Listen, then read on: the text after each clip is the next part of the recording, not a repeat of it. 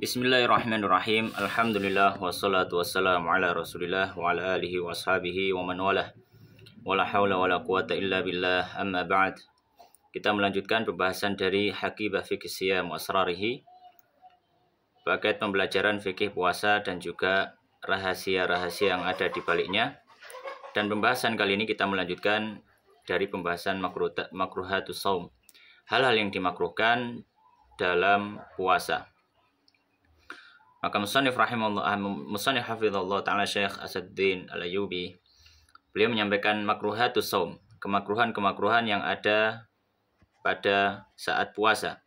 Di sini beliau menyebutkan ada empat kemakruhan yang terjadi pada saat puasa dilaksanakan. Yang pertama, di sini disebutkan dzaqut ta'ami li ghairi hajatin, mencicip makanan tanpa ada kebutuhan. Maka mencicip makanan tanpa ada kebutuhan termasuk hal yang dimakruhkan saat berpuasa. Adapun kalau misalkan mencicip makanan karena ada kebutuhan, maka ini termasuk hal yang tidak dimakruhkan dan dia masuk dalam kategori mubah, suatu hal yang diperbolehkan. Termasuk hajat atau termasuk kebutuhan di sini, misalkan seorang ibu rumah tangga memasak untuk keluarganya, yang mana kalau tanpa dicicipi maka masakannya kurang sedap dan semisalnya, maka ini termasuk hal yang diperbolehkan.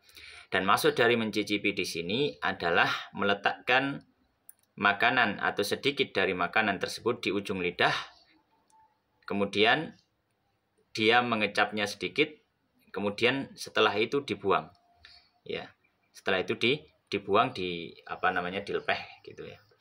Jadi tidak dimasukkan ke dalam kerongkongan, hanya diletakkan di ujung lidah. Ini yang dimaksud dengan dzaqut ta'am, mencicip makanan.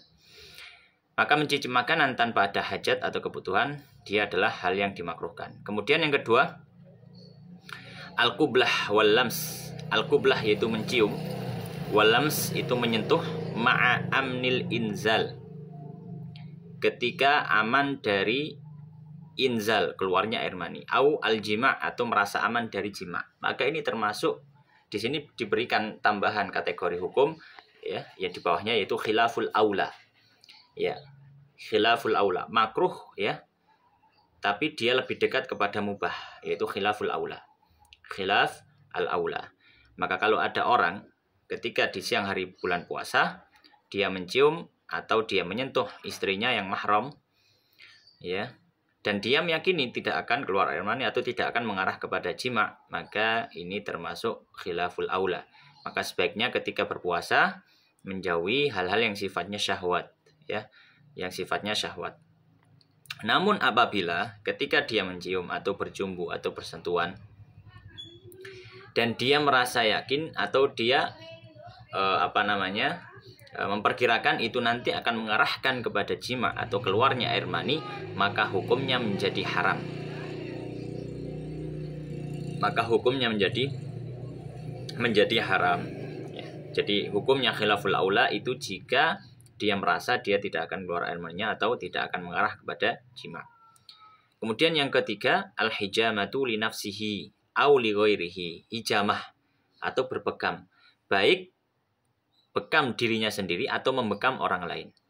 Maka berbekam ini termasuk kemakruhan dalam puasa. Berbekam termasuk kemakruhan dalam puasa. Namun dia tidak sampai derajat pada pembatal puasa.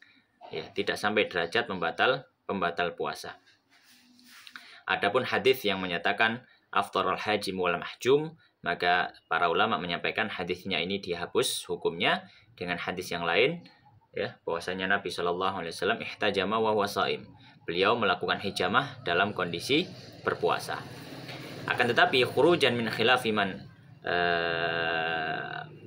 abtala siyam bi al-hijamah ya, dalam sisi keluar dari khilaf orang yang mengatakan bahwasanya hijamah itu termasuk pembatal puasa, maka para ulama Syafi'iyah memberikan hukum hijamah menjadi satu hal yang dimakruhkan. Kalau bisa tidak melakukan hijamah, maka ini lebih utama.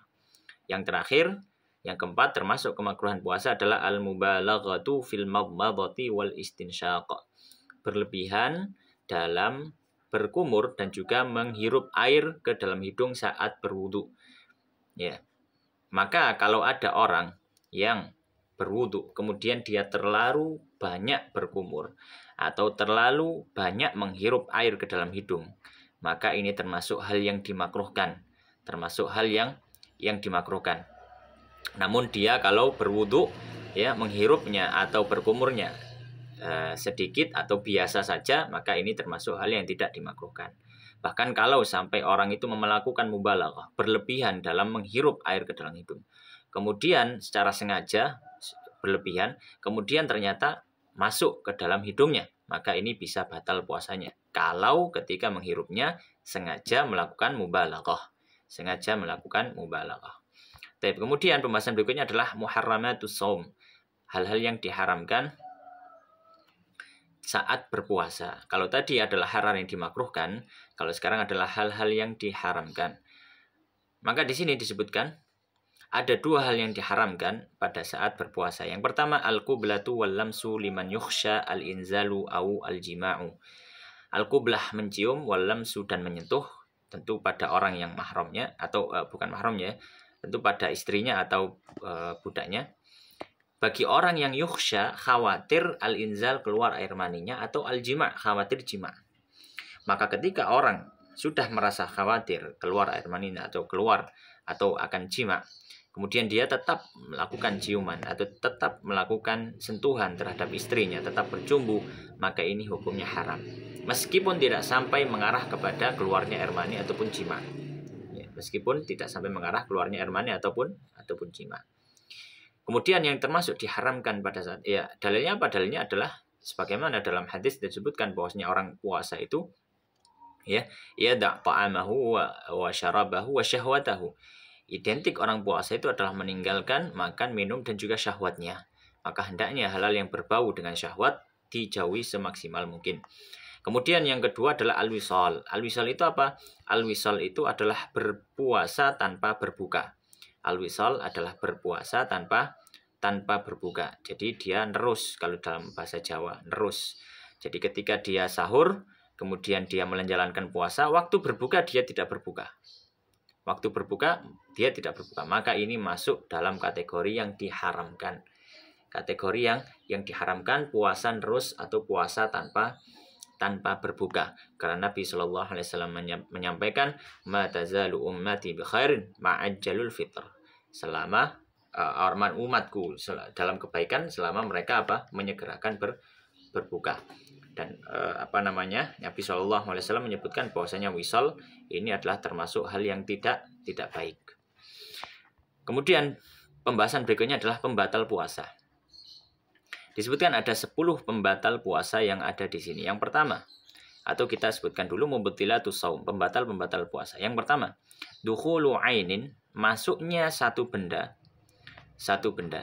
ilal jaufi, ke dalam tubuhnya, min manfadhin maftuhin, dari lubang yang terbuka di tubuh. Ketika ada satu benda yang masuk ke dalam tubuhnya melalui lubang terbuka di dalam tubuh, maka ini termasuk hal yang membatalkan puasa. Ya, meskipun dia bukan makanan,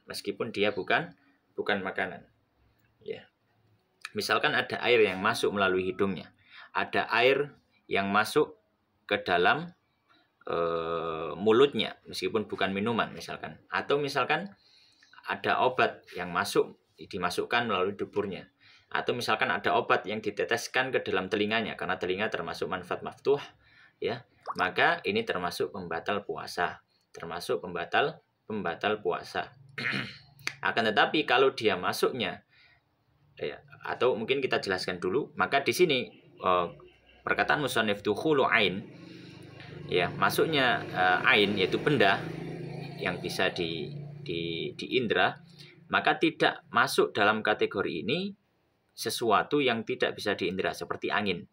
Maka kalau angin atau udara ini bukan ain, ya, ini bukan sesuatu yang mar'i, bukan sesuatu yang bisa dilihat, ya. Maka dia tidak masuk pembatal puasa meskipun orang bernafas atau menghirup udara dari mulutnya.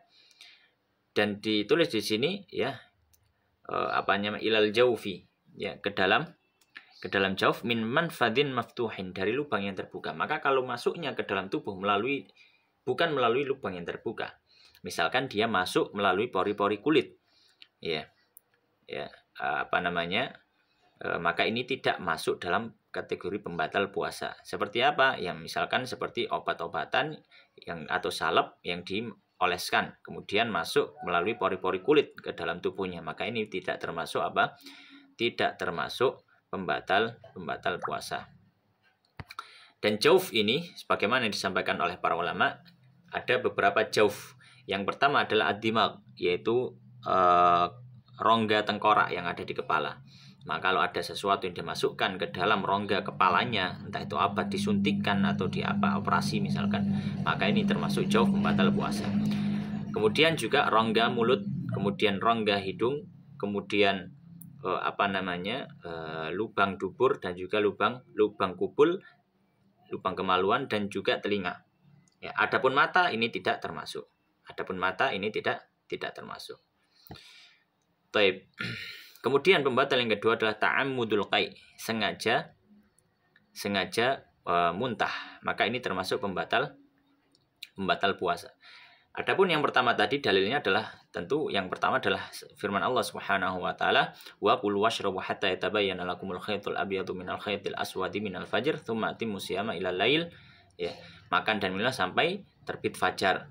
Dan para ulama ijma bahwasanya makan minum termasuk pembatal puasa dan dikiaskan kepada makan dan minum segala macam sesuatu yang masuk ke dalam rongga yang melalui lubang terbuka di tubuh. Kemudian yang kedua ta'ammudul qai. Nabi Shallallahu alaihi wasallam menyampaikan man dzara'ahul qai au man istaqa'a falyaqdi. Ya, siapa yang sengaja untuk muntah, maka dia harus mengqadha puasanya, dalam artian puasanya adalah batal. Maka orang yang sengaja muntah, maka dia batal puasanya. Misalkan dia dengan memasukkan jari ke dalam mulutnya supaya memuntahkan yang ada di dalam tenggorokannya, maka ini termasuk batal puasanya. Adapun muntah yang tanpa sengaja atau muntah yang tanpa keinginan dirinya, misalkan dia berada di kendaraan kemudian mabuk dan tiba-tiba keluar apa yang ada di dalam perutnya, tiba-tiba muntah, maka ini tidak masuk ke dalam pembatal puasa, ya, tidak masuk dalam pembatal puasa. Baik, kemudian yang ketiga al-jima', ya, melakukan jima' hubungan suami istri, ya, yaitu masuknya zakar kepada farji perempuan, maka ini juga termasuk pembatal puasa. Ya, dalilnya apa? Dalilnya adalah ijma' kaum muslimin atau ijma' para ulama bahwasanya jima' membatalkan puasa, dan juga hadis Nabi Shallallahu alaihi wasallam yang melandasinya ketika ada seorang yang bertanya kepada Nabi bahwasanya dia sudah menjima' istrinya, maka Nabi memerintahkan untuk membayar kafarah. Yang keempat al-inzalu bimubasyaratin au istimna'in. Keluarnya air mani dengan berjumbu atau dengan sentuhan.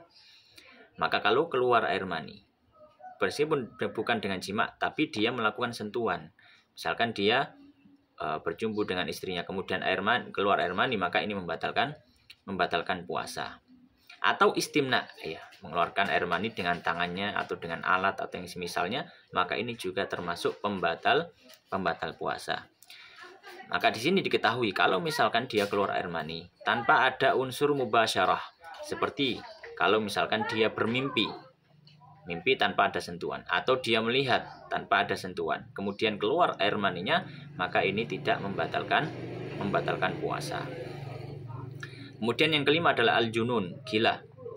Gila termasuk pembatal puasa, karena orang yang gila tidak sah puasanya. Sebagaimana di pembahasan yang sebelumnya kita bahas, bahwasanya termasuk syarat sah orang yang berpuasa adalah harus berakal. Yang keenam adalah as-sakar, mabuk au al-ighma, ataupun dia pingsan in ta'adda bihima, jika dia melakukannya in ta'adda bihima, itu maknanya adalah jika dia dengan sengaja melakukan hal tersebut, dan itu termasuk hal yang dilarang. Misalkan orang meminum khamr, maka ini tentu adalah muta'addin bi fi'lihi. Dia adalah orang yang melakukan kezaliman dengan perbuatannya. Maka orang yang di tengah puasa kemudian dia mabuk ataupun dia hilang akal, ya, ataupun dia hilang akal. Maka jika perbuatannya itu ya karena kezaliman dari dirinya, maka ini bisa membatalkan apa? Membatalkan puasanya, membatalkan puasanya. Adapun kalau tanpa ada unsur kezaliman dari dirinya, ya, maka dilihat kalau misalkan kemabukannya atau kepingsanannya ini terjadi di seluruh hari, sepanjang hari di waktu puasa itu, misalkan sejak sebelum fajar sampai tenggelamnya matahari dia dalam kondisi pingsan, maka dianggap tidak berpuasa dan dia harus mengqadha.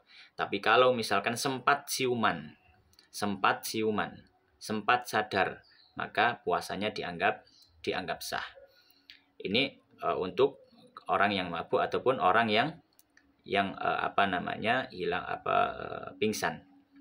Adapun orang yang tidur, maka secara mutlak dia sah puasanya dan tidak batal meskipun tidur sejak sebelum fajar sampai setelah tenggelamnya matahari.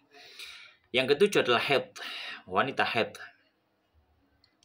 Wanita yang haid maka termasuk pembatal puasa, atau haid termasuk pembatal puasa. Maka wanita di siang hari puasa, ketika keluar darah haid maka otomatis batal puasanya.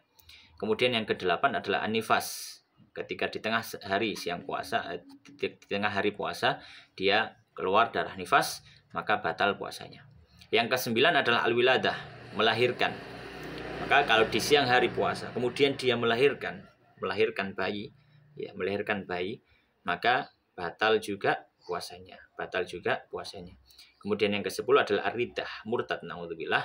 Kalau ada orang yang berpuasa di siang hari kemudian di tengah hari dia melakukan kemurtadan, maka otomatis puasanya menjadi batal.